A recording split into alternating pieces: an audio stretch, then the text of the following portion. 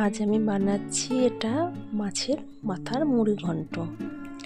তো এই রেসিপিটা খুব সুন্দর একটা রেসিপি। তো চলুন আপনাদের সাথে আমি শেয়ার করছি আমি এটা কিভাবে তৈরি করেছি। প্রথমে কড়াইটা গরম করে তাতে আমি তেল দিয়ে দিয়েছি। তেলটা গরম হলে ছোট ছোট করে কেটে রাখা আলুটা দিয়ে দিয়েছি।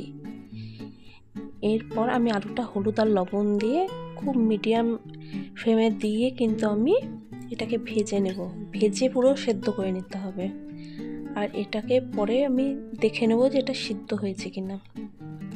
দেখলাম পুরোপুরি সেদ্ধ হয়ে গেছে। আর এদিকে আদা বাটা, জিরের গুঁড়ো, হলুদ গুঁড়ো, লঙ্কার গুঁড়ো আর ধনে গুঁড়ো একটা বাটিতে আমি নিয়ে নিয়েছি।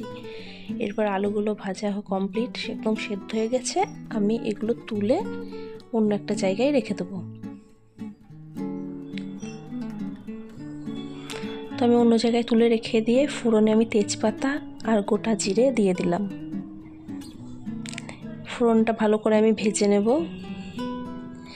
ভেজে নেওয়ার পর যে মশলাটা আমি রেখেছিলাম সেই মশলাগুলোর মধ্যে জল দিয়ে আমি এর মধ্যে কিন্তু দিয়ে দেব। এরপর ভালো করে এটাকে একটু কষিয়ে নিতে হবে। সামান্য একটু লবণ দিয়ে দিলাম। এরপর 15 মিনিট ভিজিয়ে রাখা গোবিন্দভোগ আতপ চাল, সেটা ভিজিয়ে রাখার পর ভালো করে ধুয়ে নিয়েছি। নিয়ে কিন্তু আমি এর মধ্যে দিয়ে দিলাম।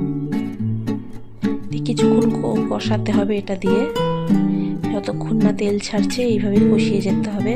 এরপর যে মেন জিনিসটা, যে মুড়ো ঘন্ট নাম যার জন্য, তো মাছের মুড়ো সেটা ভেজে আধ ভাঙা করে এর মধ্যে দিয়ে দিতে হবে।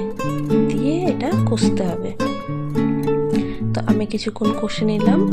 তো কষে যখন তেল ছেড়ে দেবে তখন কিন্তু এটাতে চালটা সেদ্ধ হওয়ার মতো জল দিতে হবে। তো এবার কষানো কমপ্লিট। তো আমি জলটা দিয়ে দিচ্ছি। তো জল দিয়ে কিছুক্ষণ চালটা সিদ্ধ হতে দেব। এরপর আমি মিশিয়ে দিচ্ছি এতে কাজু আর কিশমিশ।